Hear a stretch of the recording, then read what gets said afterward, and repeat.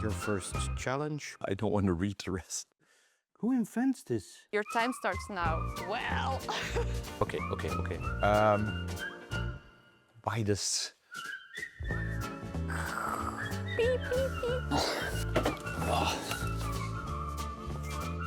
Come on, worm! Oh, black. Done. I will start my presentation about the worm. Who is Dr. Geo?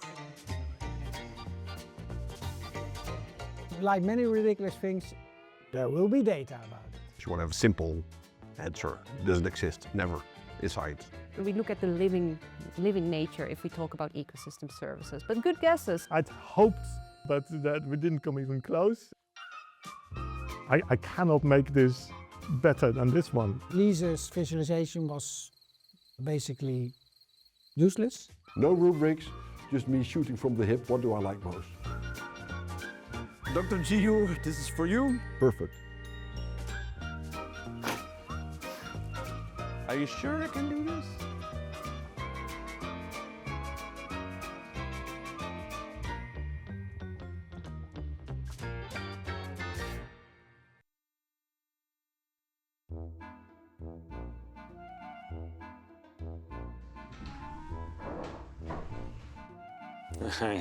Choose one dataset from the secret list provided. Using only objects that you can find in and around the house. You must create a data visualization of this dataset. Your visualization should be clear enough that Dr. Geo can identify which dataset you chose, okay? And how many hints he needs. You have 20 minutes to build your masterpiece. Your time starts the moment you let go of the table, okay? Very ambigu. Do I need to read the whole secret list? How high different household items bounce when dropped, okay? Interesting. How the laundry in a household is divided. That's difficult. I'm not a laundry person, no. I think I'm gonna work by elimination. How much time? No. That's... Who invents this? How much cheese people eat? The world's most populated country? No. Ah, that's maybe the one. Maybe the one, yeah. Okay. Okay, interesting.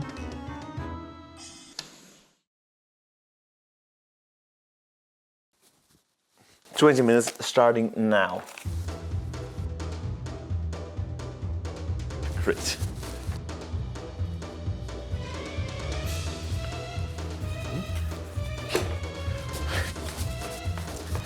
Okay. It's like, where would the glasses be?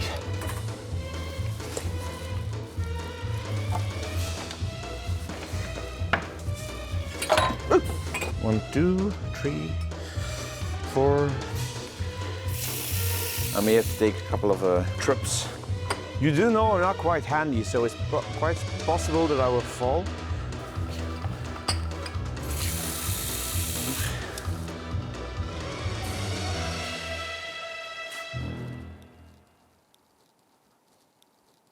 This is not a good idea for me to be walking around with 4 glasses of water.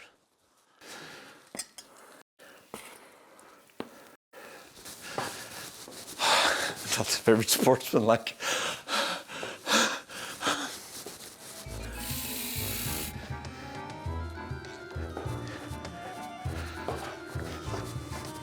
That's easy for Dr. Geo to understand, I think. Oh, I was hoping for more. Okay, well, yeah, okay. So something like 2, 5, 8, 10, 11, 12 glasses.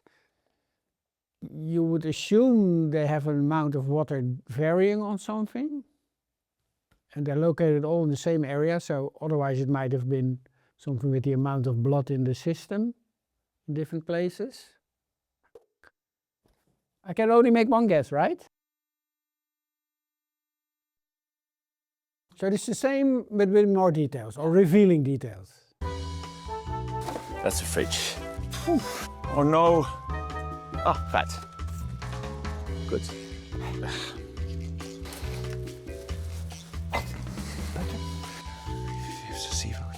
So that's 10 glasses of water, and if every glass is like 7%, it's 70% water. Ah. This doesn't work for me. I will take this down as a representation. Don't laugh with me. 1, 2, 3, 4, 5, 6, 7, 8, 9, 10, 11, 12, 13, 14. So that's like 98%. And 2% is in his blood. There you go. Yeah, that's. I should have thought of that. I think I know what it is. Can I write it down already? Sure, go ahead. So right now I'm looking up the percentage of bones in a human body and then the percentage of fat in human body. So put the bones here and put this here so everyone knows it's bone, it's not a bone. 9, 10, 11, 12, 13, 14. So that's like 98%. And 2% is iron in his blood. There you go. I'm quite happy actually.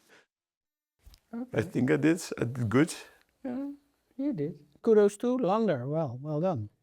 It's actually, this is good because one of the most easy way to show proportions is to have countable things.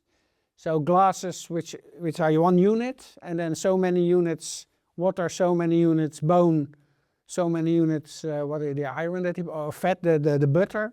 That's theoretically totally correct. That's exactly what you would do if you would make a simple diagram by drawing. You would have, I don't know, 100 squares and you fill them with different colors, for example, but you could also fill them with different letters. Just the distinction of the classes by form, color, form and color, that's fine. That's exactly what, because people see that. They immediately see its categories. So it's the same thing, a glass, which is the unit, could be a square, could be a length on a bar. You could have divided the paper thing up in pieces and then of different proportions. And then the distinction in the classes is by color or form. So now the units are all glasses, so they're comparable. Well, the glasses are not exactly the same shape, but in graphics you can make it simple. 1 square of 1 by 1 centimeter, always the same unit, and then fill them up. That's easy. 10 squares is out of the 100 is 10%. But if you change the sizes, then it becomes very confusing. Yeah, then the units are not the same. And that's the famous example of that is choropleth maps, maps where you will, for example, have the municipalities of the Netherlands, but they are not of the same size. So Apeldoorn always gets seen as very important, even if the class is low. It's a low class, maybe a very light color instead of dark, but it's very big, so people still notice it. Same for countries in the world. If you map things for the world map, you have all these small island countries which don't even show up on the map. They're just a dot, let alone that you can see what symbol you have put inside, what color. So then the unit becomes a problem because the unit container, as it were, is not of equal size. And here, of course, this is not a map, so you can choose any container you want, and he very cleverly chose similar containers.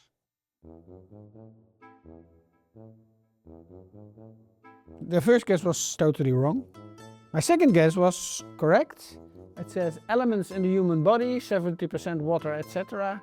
Yeah, I could have made a lucky guess in the first attempt, but I was looking at the form of the bone instead of the fact that it was bone, because I forgot that he got it from this thing somewhere upstairs, and there it was clearly a, it's, I don't know, a rhinoceros bone or something like that. And then I could have known. But if it's a rhinoceros, by the way, it's wrong. It's not bone, a rhinoceros. It's actually hair. It's like our nails, what the rhinoceros nail. And which is not bone, it's not chalk. It's the same stuff that our hair is made of. You didn't know that, eh? Take that, Lander. Yeah, take that, Lander. But he was not surprised. Yeah, I couldn't know. And maybe this is a bone. Maybe it's not a rhinoceros tusk, so it might, if it's like ivory from an elephant, then that is actually a bone. Yeah, but then we have a different problem, I think. No, if it's before 18 something, you can still have it, right? 20 minutes. Okay, let's go. So what do I need? So either I do it with a 24-hour time window, and I show how long it takes, then have like a bar chart type of thing. Okay, I'm going to need at least something to indicate length and or maybe color. There are a lot of cables in here, so I could probably use that cable here. Sure, why not? What the fuck is this?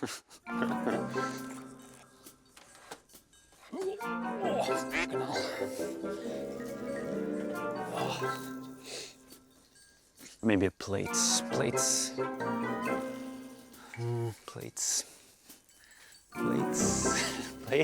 In here. Ah. Yes. Maybe I could use degrees. We'll see if anything turns out to be useful. Is there a used tissue in here? Oops. Yeah, I'm not going to be able to do that in hours. Oh, crap. Okay, so he's doing thinking aloud. That's nice. Do I already have to make a guess? Yes. There's a microwave, and what was the other? Oh, I forgot already. What was Big thing. Yeah, that was a microwave, right? No, that was old school television. Oh, not school. I could not see that. That's okay.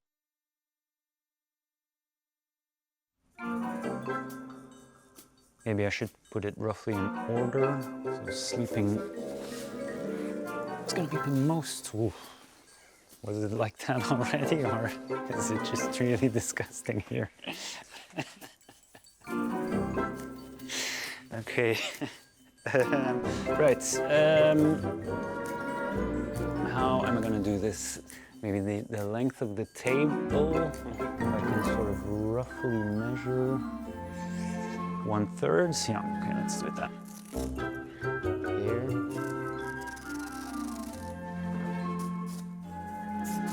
Oof, I think it's not that much. Maybe 15 minutes a day or something? It seems a bit much even.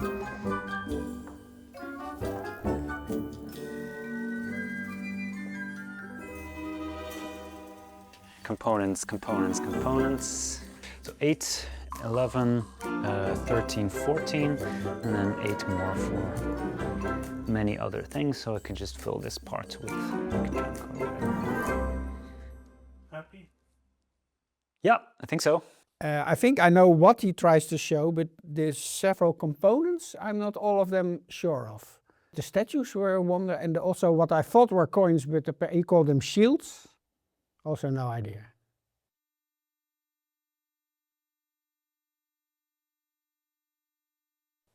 All right.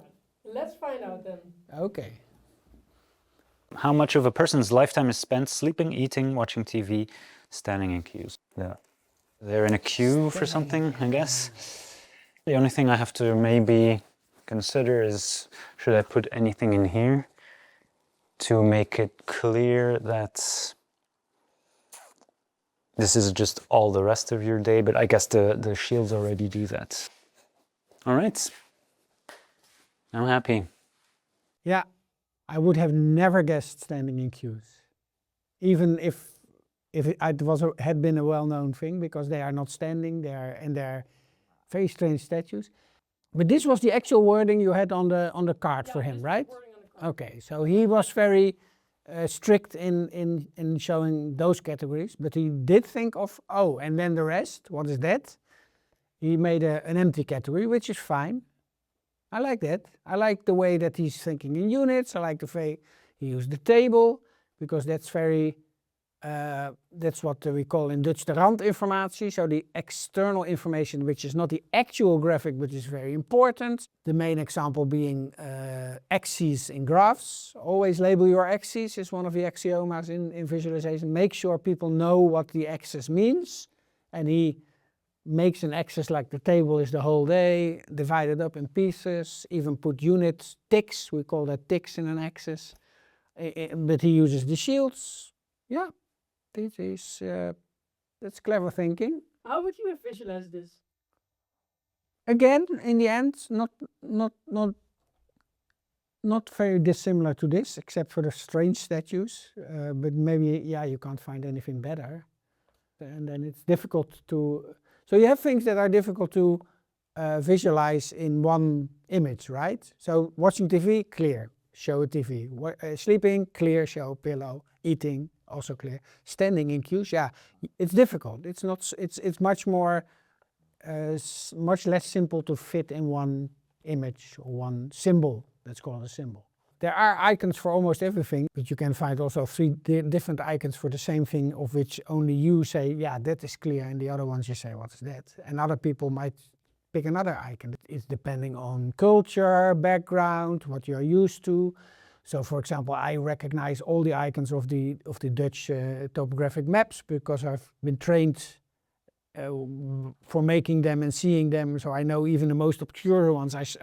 I know what they depict, and others might pick up icons from something else, like from a video game. They say, oh, that's clearly, I don't know, Donkey Kong. I'll know that one. Every visualization ideally should be made for a specific user group. So we have this infamous communication of visualization theories. Usually you depict it as some kind of a circle. You start with a message you want to say. Then you have your graphic tools to choose from: color, symbol, shape, text, blah, blah, blah. You create a design out of that, a map or a graph. And then there's users that use it. And depending on how well you did the first part, they will or will not understand what you're supposed to say. So the message that comes into their brain in the end is the same as you tried sending in the beginning. But that's not automatic, because you don't always know exactly your users. You don't know what to expect. You maybe have other parts not in control. So what you do, if you really want to make sure your visualizations work, you make the circle complete by testing it with actual users. Or you make sure that you know your users before you make the design. So you can iteratively make it better by testing again and so on. So user research, user requirements analysis in serious visualization is very important. It's also the first thing that falls out if you don't have the time or the resources. Then you just hope that you know what Dutch TV viewers know, and then use what you think they will understand, or if it's for the world, what everybody should understand. But the best way is to make sure that you do. And if you also want a nice graphic design, you have to make sure that they fit in your graphic design, right? So you cannot just use any icon. So for example here, the pillow and the TV and the plate are nice and simple icons, but how do you depict these statues? They are very intricate and detailed, so they are not fitting in the design. So in design, therefore people often go back to just geometric symbols. So a circle is watching TV and the square is sleeping, which is not intuitive, but it's design-wise nice. Well, my first one was, again, totally wrong. It was energy used per hour of different household equipment. I think if I would have seen the pillow earlier, I would have maybe picked up on the sleeping versus TV watching versus eating. So I had time spent per day on different activities, sleep, etc. So that's sort of dead on, right? Yeah. Well done, me. But also it's maybe because I'm getting better at this, of course.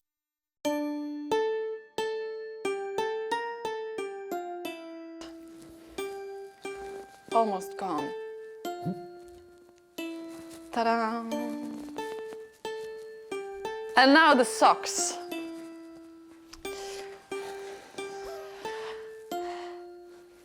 We look here, maybe. I saw a washing machine. Can I open it?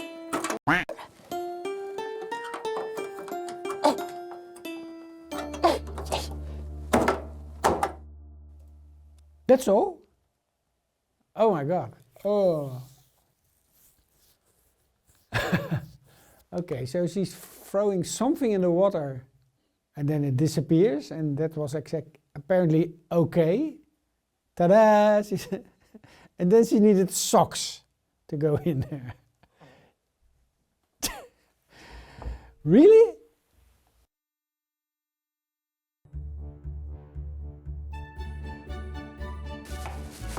I need an interesting way to show this. Never try interesting, always try clear. This is not a good... I found leftover coffee grind, and then I put water in it because I want to make a infinite darkness where stuff can disappear.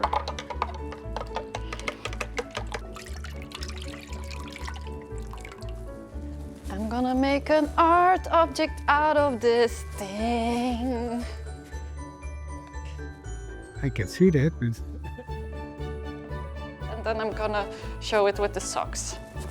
Huh? Where did my sock go?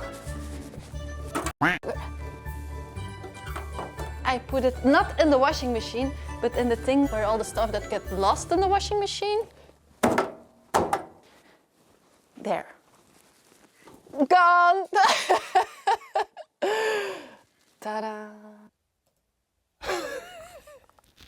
Okay, that sort of didn't make it worse even. I know what she's showing. She's showing socks disappearing in the washing machine and forks disappearing in the swamp. It's like a swamp, right? Or the void, or a black hole, or something like that. And forks have nothing to do with black holes, neither do socks, so I not know where I'm going with this. And she's very proud of herself, but she makes it... I said immediately, interesting is never good, because it's usually not clear or simple, right? So that's also something you have in visualization. You can make something very interesting and beautiful even maybe, but that's not the goal. The goal is to make it clear. And if you can combine the two, interesting and clear, great. Beautiful and clear, great. Beautiful and interesting and great, even better. But clear is the most important thing, usually. I don't even think I can make a better guess than I had. I don't think any of them would be right, but I'm very curious for the reveal now. I picked how quickly common household items disappear over time, like forks that go missing. If I looked in this drawer of the forks, there were like 2 forks. I dropped them in an infinite darkness, like it's gone. That's the visualization of it. Okay, but this is, I have to hand it to her, this is difficult because first of all, this would be something that I would never thought of making a graph or visualization about. Especially not how quickly, because she doesn't do that. So first of all, she shows 2 household items disappearing, fair enough. In a very interesting way, let's call it that. But it doesn't show a difference in quickness. So either she thinks that they disappear equally quick. There is no attempt of actually showing but I wouldn't also know how to do this because I have no idea if which household items disappear quicker than others. If I would have been asked to visualize this, I would have gone looking for data and I would have been surprised that people actually have made measurements or whatever. Then it's simple. Different classes, so let's keep 2 forks, socks. So many weeks, so many weeks. So this is not proportional. This is actually pure ratio data, so just numbers that you can directly compare with each other. So amount of things in amount of length. The bar graph, the simple bar graph is the simplest example probably of this. So this amount for 2 weeks, twice the amount for 4 weeks. The only tricky thing about this is then that you actually want to highlight the ones that are the least. So you could reverse it in some way and say, within the year, how fast are they gone? So you could make some kind of recalculation and say, you get the higher ones are the ones that are most surprising. Like maybe the forks go missing first, I don't know. With me, it's socks, I guess. I never lose forks. I don't think I ever lost a fork. Did you? Umbrellas, they have the highest half-life in our household. My wife buys an umbrella, it's gone within a week. You can also just show it on a time graph, but then it's just a dot for when it disappears, which is also okay. And then the ones most to the beginning of the timeline are the ones that disappear quickest. That's even simpler. But she made the mistake of showing how they disappear and not when they disappear. You don't see that, right? So all data in principle has time in it. There's always a time connected to it, even if you don't specify it. It's always, at very least, the time when you gather the data. So there's always time, there's always what. So what and when is always there. Sometimes there's geo is also where. And if you added the where do you lose them? She would have done a better job, because she at least would have shown, she is actually showing the where. Something to do with dishwashing versus clothes washing, but I didn't understand what it would be. And then the second one, it became clear that it was about disappearing. And then I thought, well, I have no, it's basically the same thing but disappearing. So I made another attempt to go out of the box, and I said maybe it has something to do with black holes or something else with space. So did we get a correct guess on this one? No, they were both totally off, I guess. So no. Sorry, Lize. You are given an impossible task. Well, she picked it. She had a choice. She picked it. Okay, sorry, Lize, you made a wrong choice. Really.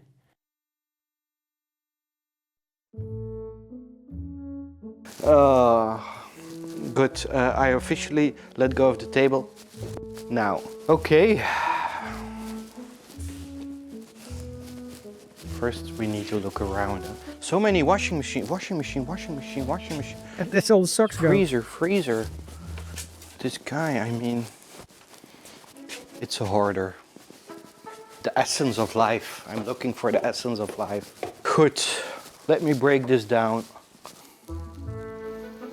Okay, I can work with that. 50-50. 50% is in the crust. Whew. Volume of, okay.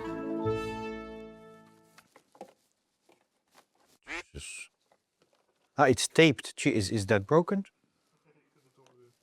Oh, the fuck I made this guy. Seriously. I will need to scrape off the ice. Jeez.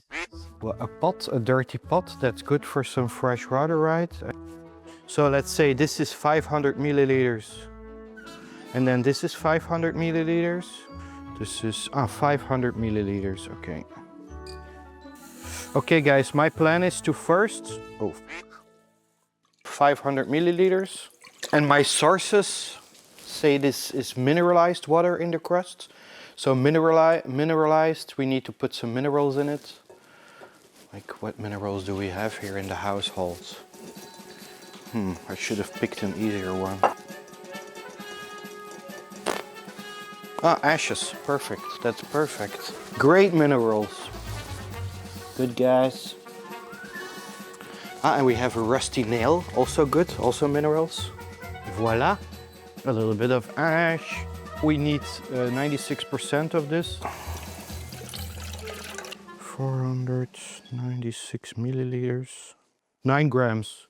9 grams of salt. How much grams of salt is a teaspoon? Et voila. Take this. Put some dirt. Yeah, there's no dirt in here, only balls. Taking the first brew. Voila. La la la li, la la la la, la la la li, la la la la. Voila. Plates, small plates. But it's actually too much, but yeah.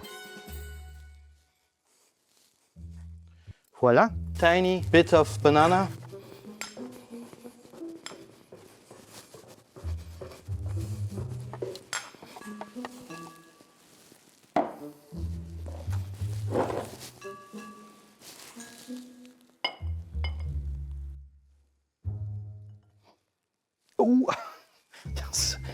totally overdoing this, but okay. This is the outlay. I visualize it. He's giving way more hints, so I'm having a good guess, I think.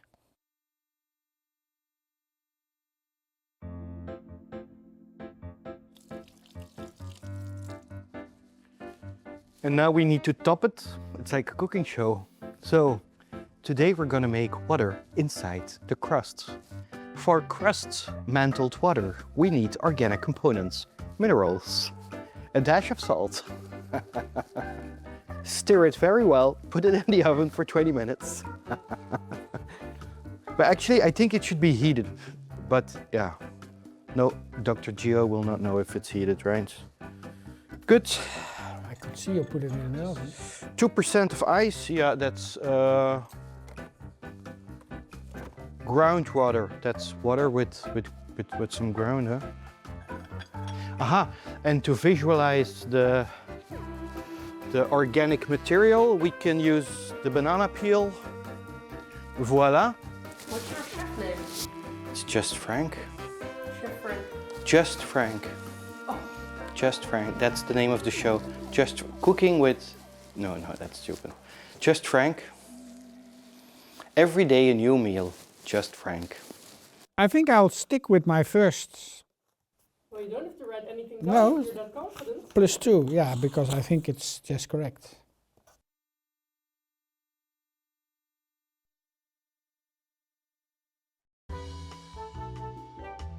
Okay, ladies and gentlemen, welcome to the visualization of all the water on our globe.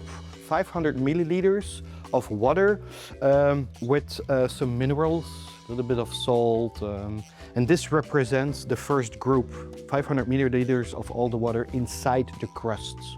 High pressure water. Then this, all the other visualizations put together is again 500 milliliters, and the biggest amount of water is salt water, which is 96% of all the water on the surface and on the lower crusts. Salt water, 2 to 3% of saltage. We added 1.5 teaspoons, which is about 9 grams of salt, total amount. Then we have ice, which is about 2%, North Pole, South Pole together combined.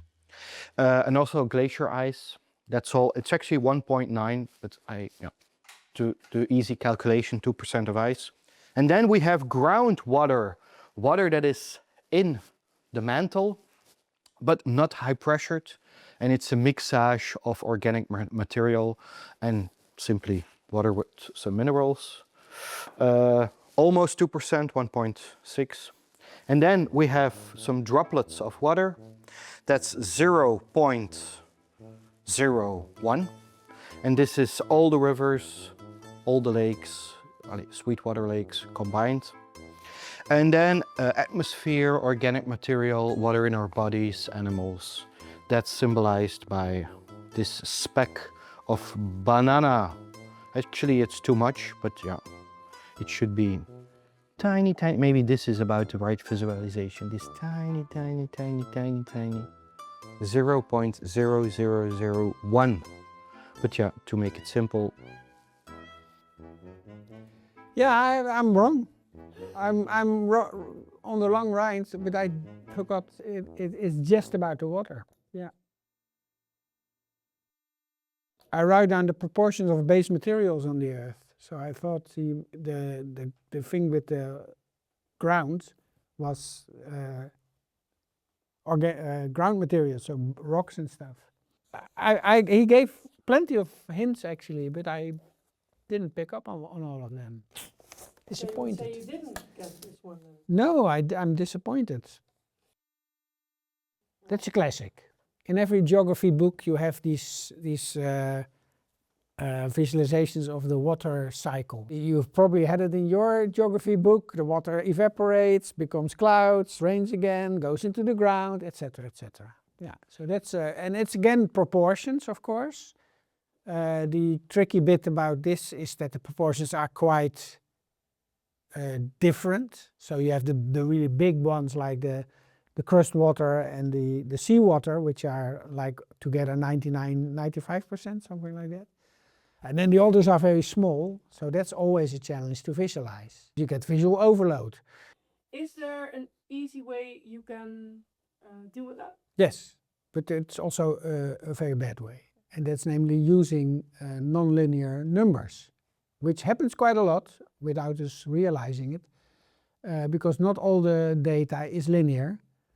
For example, decibels are not linear. The famous example of the Richter scale of earthquakes, which is also logarithmic, so twice as much. So from 2 to 3 on the scale of Richter doesn't mean 1 extra, it means twice as much. And then 4 is again twice as much, so it's logarithmic.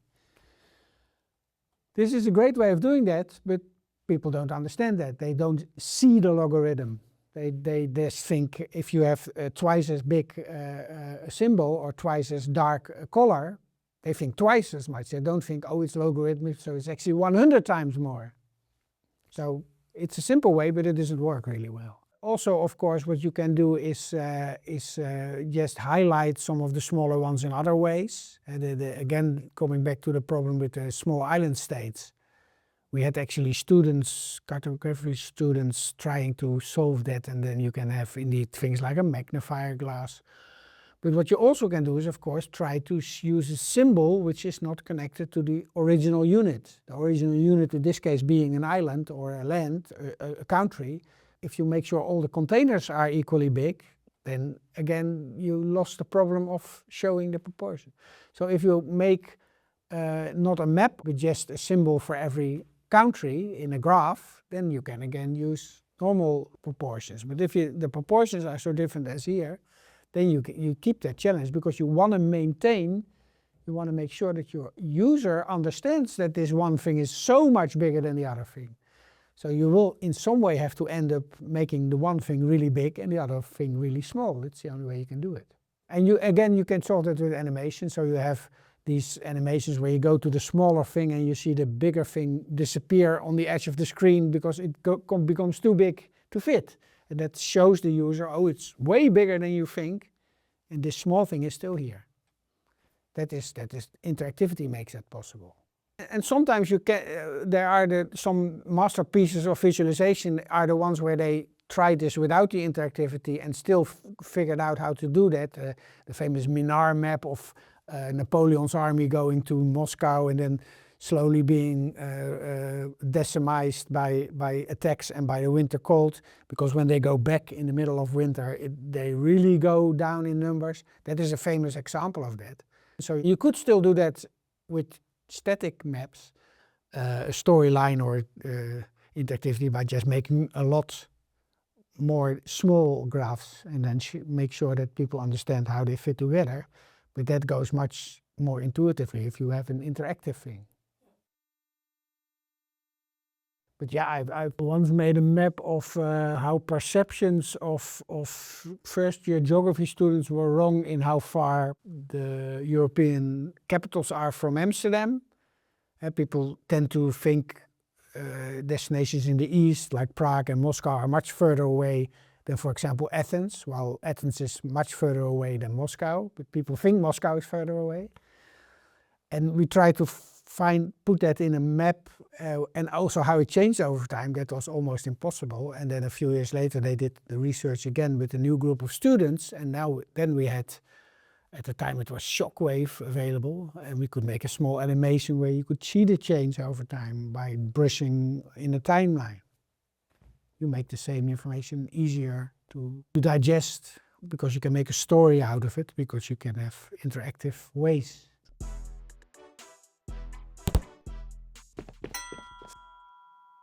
It's just an appreciation scale. I appreciate one effort better than the other, right? So in terms of guesses and how well I guessed in the end what it was, Lander, I think he was called, with the human being, was the best. It was also, in the end, I think the best visualization. That being said, I would rank in the end Frank on equal level, because his end visualization was maybe a bit less easy to understand, but he had quite a bit more difficult challenge. And I also guessed that one wrong in the end, but that was really not much of his fault. So I would score them the same, but if it's just about the visualization, I would say that Lander would win. It's the most clear, the most obvious, the most straightforward and the most understandable one.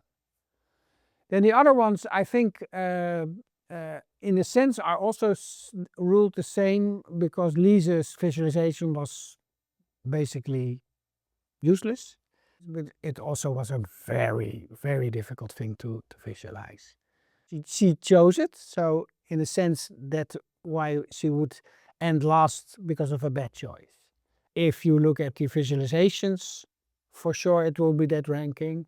The amount of effort, well, maybe things would change a little bit, but that would be my final rank. And with episode 2 concluded, Frank is still in the lead. Michiel and Lander changed second and third place. And halfway through the series, Lize needs to do some catching up if she wants to bump someone else into fourth place. 2 more challenges are waiting for them. Subscribe so you don't miss it when these episodes drop.